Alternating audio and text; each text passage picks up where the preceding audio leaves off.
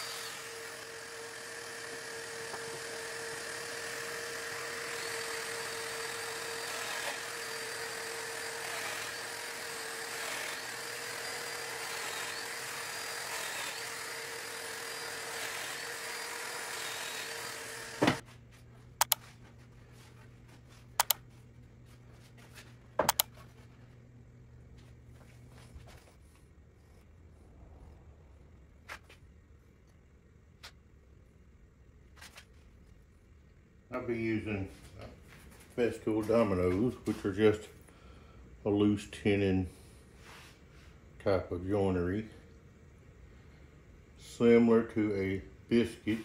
Taste the biscuit, joiner, taste the goodness of the biscuit. But much better and much more expensive.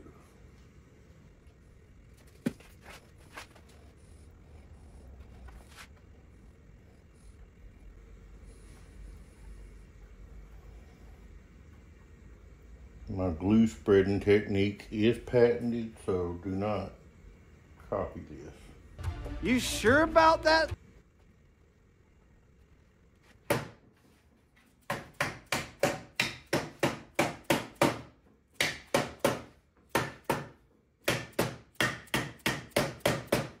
These are the 8x50 dominoes.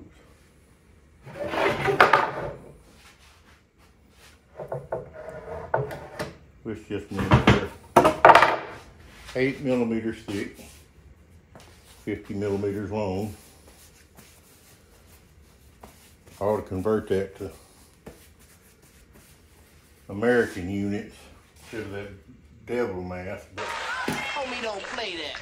that is what they're called.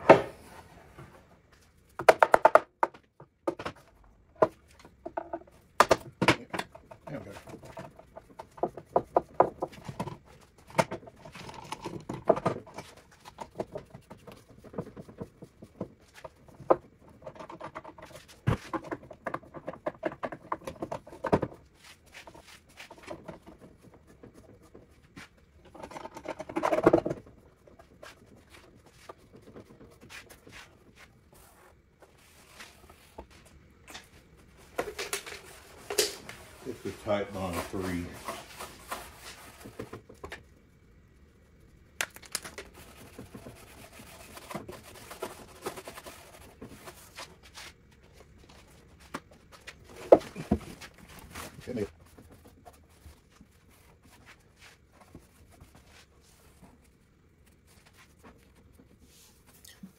All right, this is a technique that I use to avoid knot holes or bad places on your workpiece. I've got it measured out here. This is my overall size of the slab, and I've put these 3 circles here. They're about the same size as the knot holes I'm trying to work around, and they are as close as I can get them to actual location within this board. I've got the S, situated fine. It's going to miss this one, and it's going to miss this one just barely. But right here, where the and symbol is, let me ungroup those. Where the and symbol is, that's going to be right in the edge of that dark spot, and I want to avoid that. So what I can do is just slide old Lee over just a hair. We're going to leave Christina right there. Last name isn't going to change. So I believe this should avoid the 3 bad spots in my slab. Only one way to find out, and that's get with it. So let's see how it works out. This is my first big project on the Onefinity, and it may be the first time I get a chance to actually use the G55 offset on a real project. So cool. Let me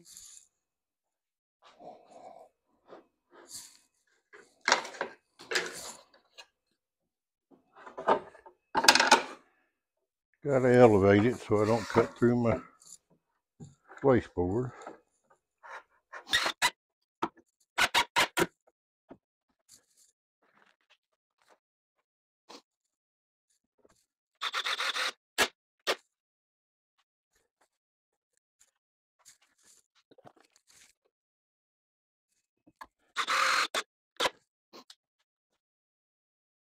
All right, I've got my G55 offset loaded. Now let's hone this joker. Get busy.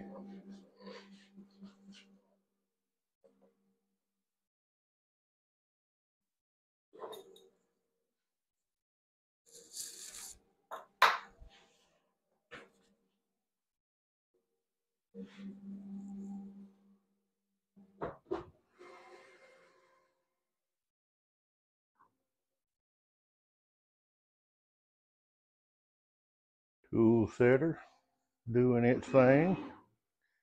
All right. Now we got to probe this thing. So let's get over here to our probe block. That'll work. And we're just going to touch this top right corner. I'll hold my block. Probably ain't necessary, but just to be safe, I kind of keep my fingers on it. Keep a little pressure on it just so it don't move.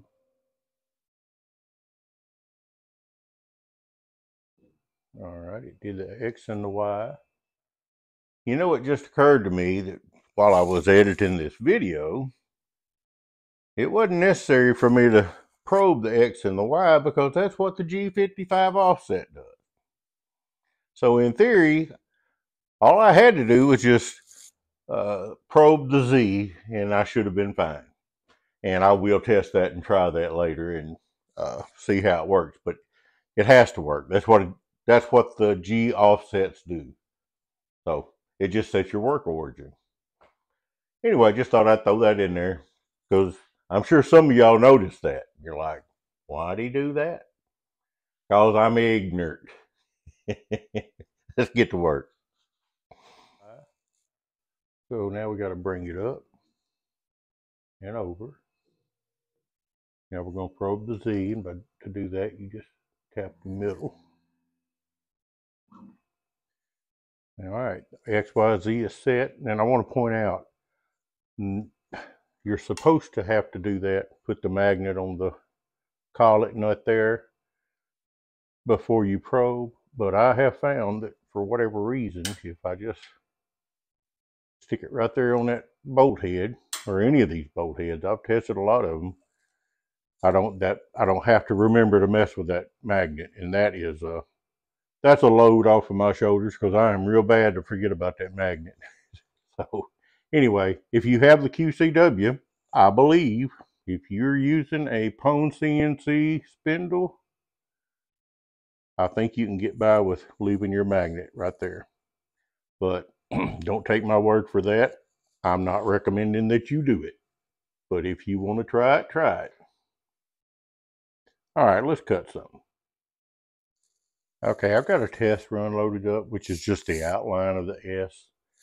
And I think I've got it set the depth to cut 0.005, so it will barely touch the wood at all. And that's what I want. I'm just wanting to make sure that my placement is right to avoid those knot holes that we were looking at earlier.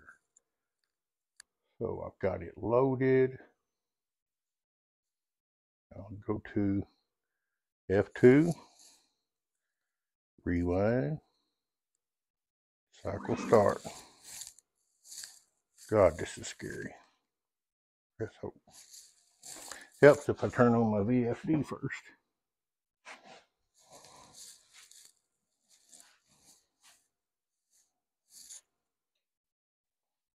So we're just going to start that over. Go to work origin, rewind.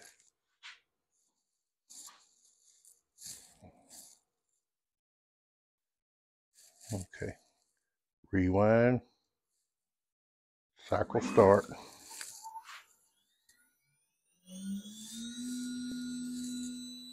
Got my finger on the panic button.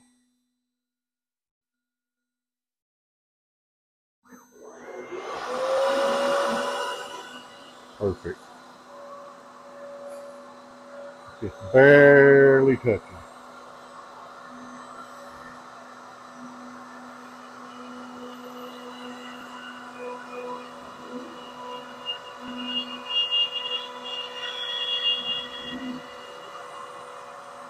No surprises so far. That's good.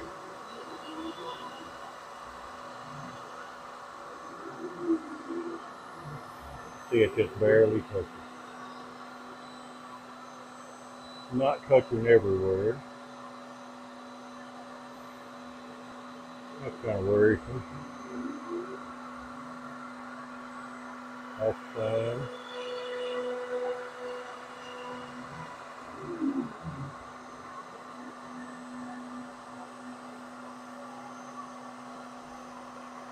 Alright, this one right here is the one I wanted to avoid. And it went right around it, which is great.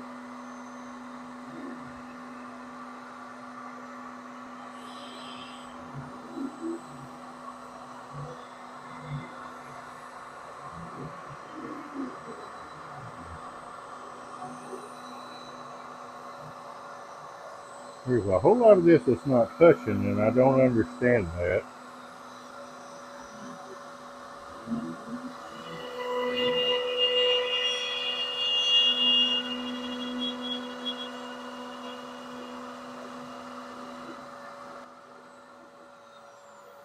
All right, because we edited the post-processor, turned the spindle off, now the vacuum's off, and it's going to go park back there like a good boy. All right. I think we're in good shape as far as the placement of the S within the board that I've got to work with. Whew. Kind of worried about not touching right here though. That's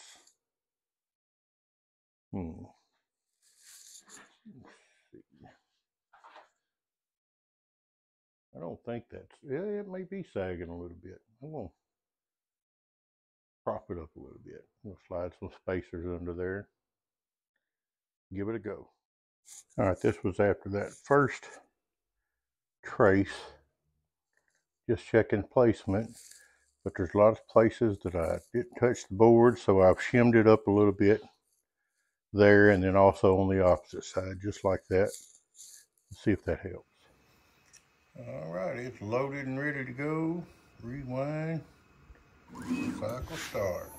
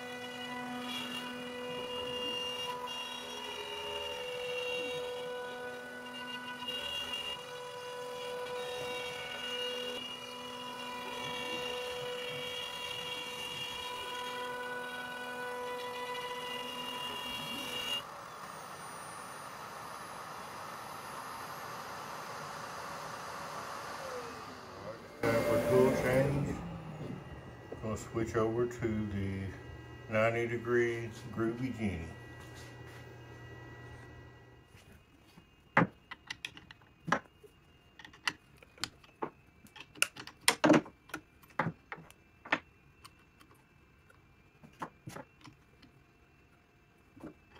You can cut all the text.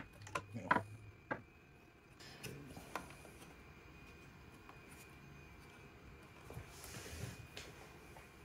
Alright, just going to measure that bit.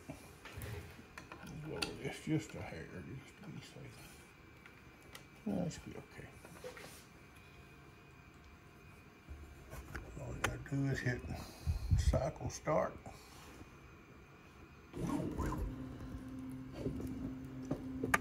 Tool setter is doing its job. Let's get back to work.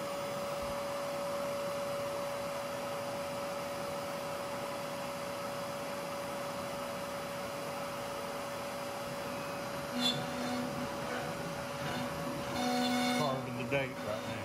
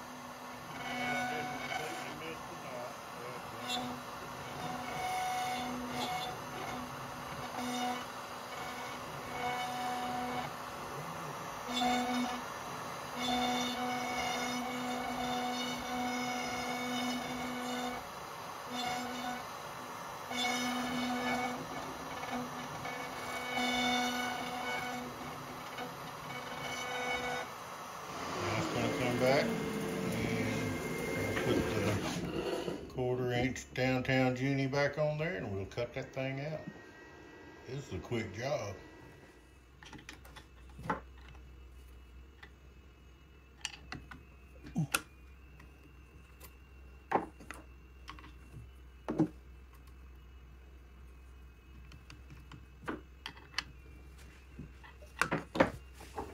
Okey-doke. Back over here. Hit that green button. Measure the bit and go back to work.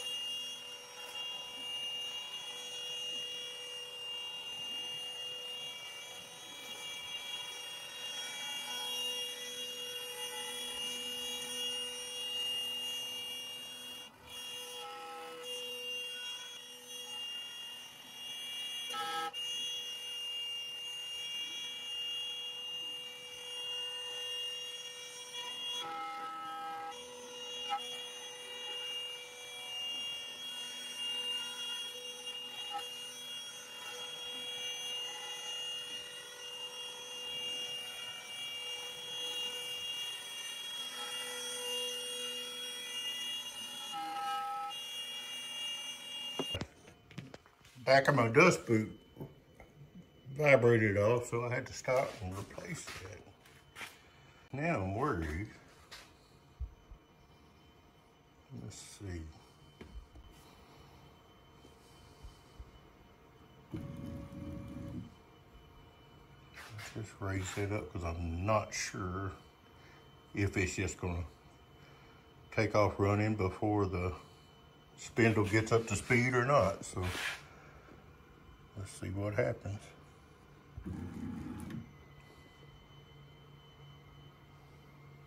I don't like it. I don't like it.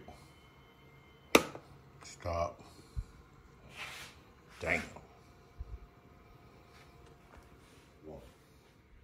All right, I'm going to explain a little bit what happened there. As you can see, the back of my dust boot had came loose. When I noticed that, I just hit the red stop button. I didn't hit the e-stop at first.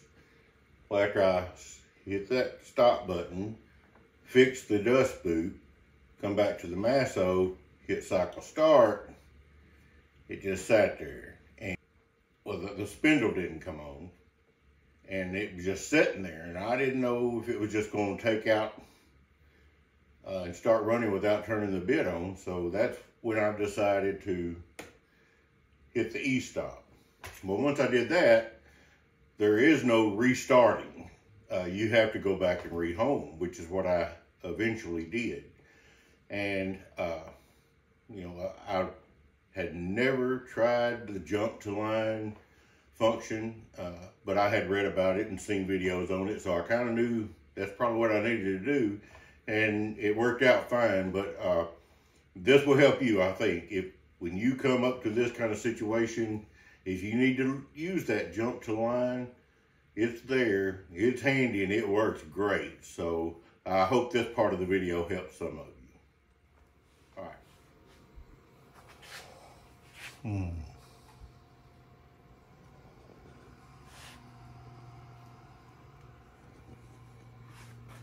Oh, I know what to do.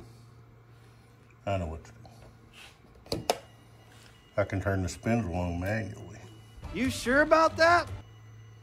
No, I can't now because I gotta home it.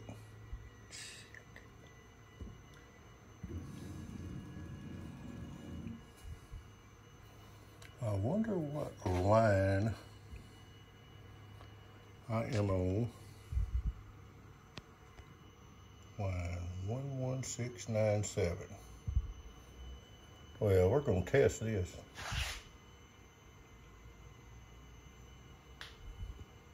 So I'm gonna home it.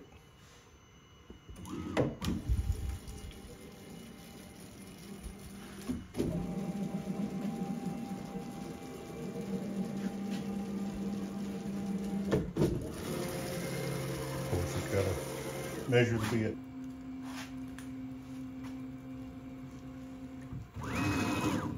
Okay. How do I don't want to hit rewind. I know that. You sure about that? Will it start back there? No. So that's where I'm going to jump to line 116. I'll jump to line 11695. Just see what happens. So rewind, jump to line. Ooh, there it is, 11697 already populated in there. I can change that, go back one line to 96. Start from line. Run.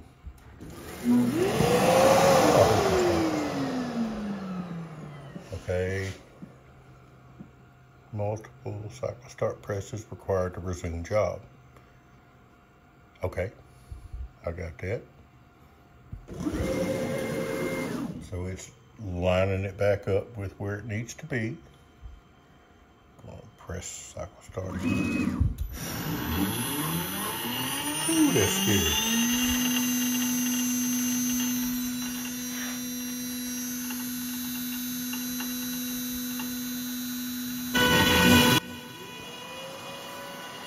We did it! We did it! We did it! We did it!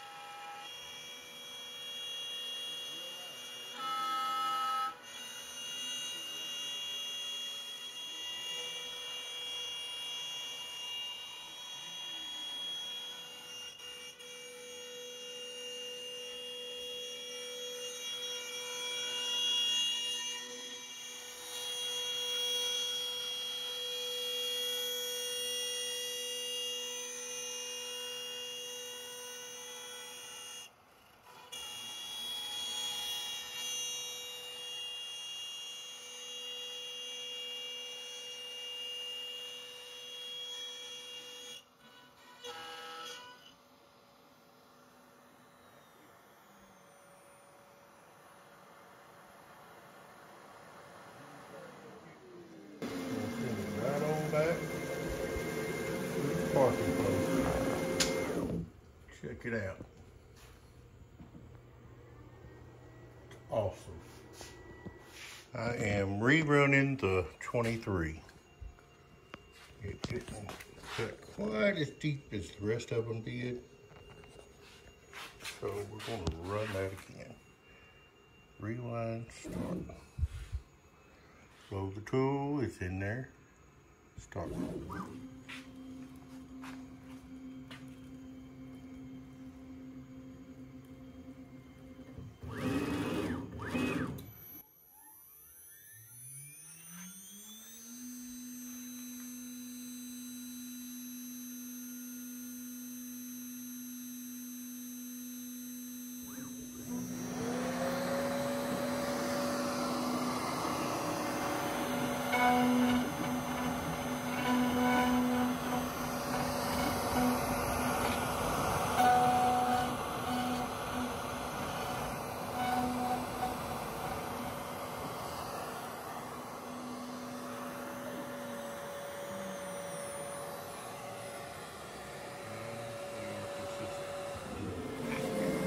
And all I did was shim up this right here.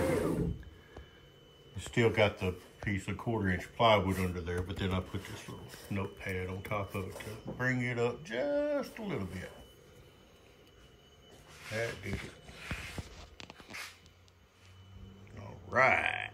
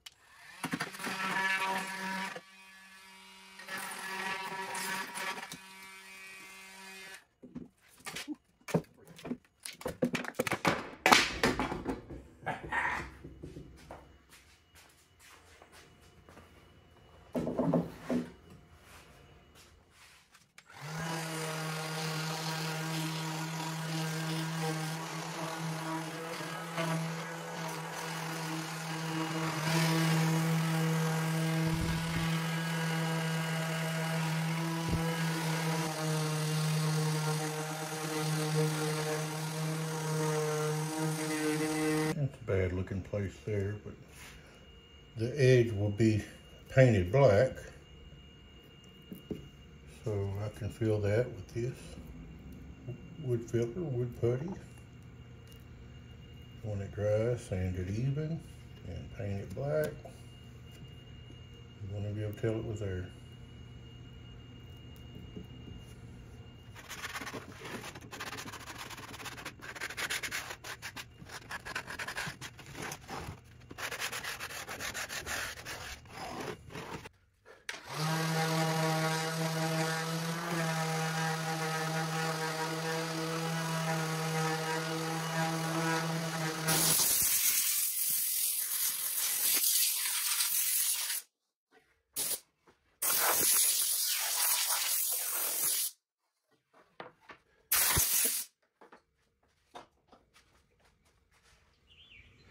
I'm ready to paint, but I wanted to show you this first.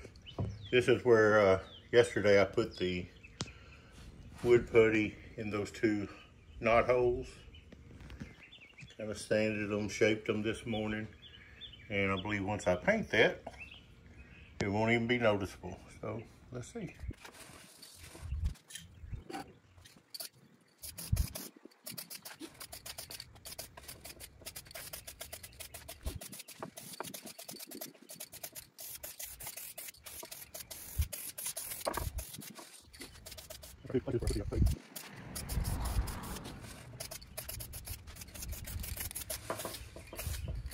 This cedar soaks up a lot of paint, especially on the end grain, at the top and the bottom. That's the end grain all along there too.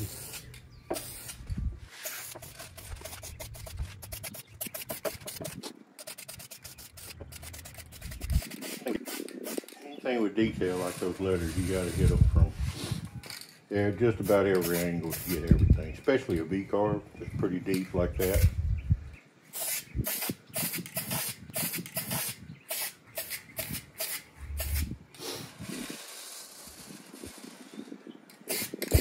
Turning and spritzing it.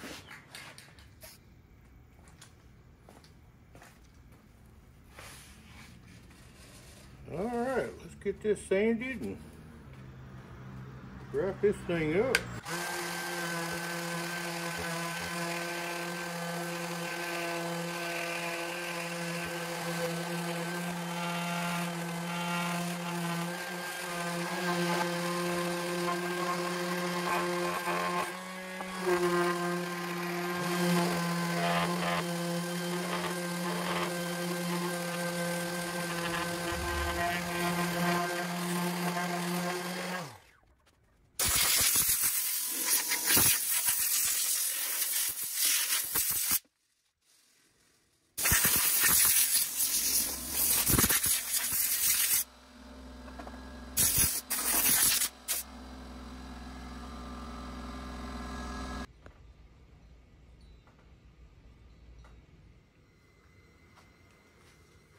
Fixing to cut the backer board.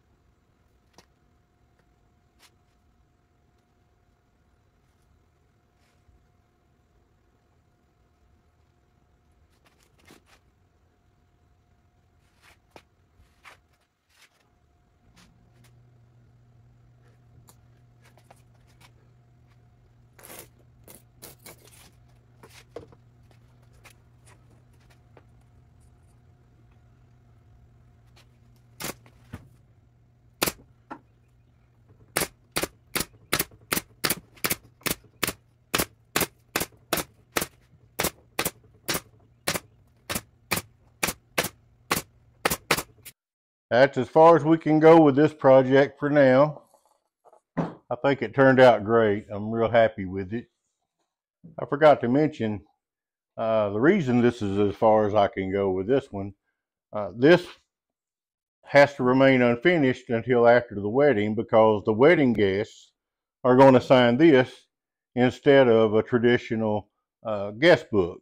So I think it's a real neat idea. This is the second one of these I've done this year, and it seems to be becoming more popular, and I can see why. It'd be a forever keepsake they can hang on their wall and always remember that special day. Like the backer board on the back too, had some bad spots that were back there, so I think it just looks a lot more professional that way. And I want to thank y'all for watching. This has been a long video, and if you're still here, I appreciate you. Here's a little tidbit that you probably didn't know. Today is my last day of being in my 50s. Tomorrow I turn 60 years old, so I'm happy about it, just glad to be here.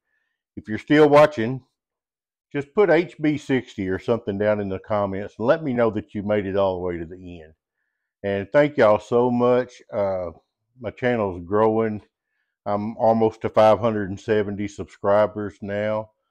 Yesterday, Onefinity mentioned me in their blog on their website. So exciting things are happening, and it's all because of y'all. Seriously, thank y'all so much. And we will see you on the next video. Take care.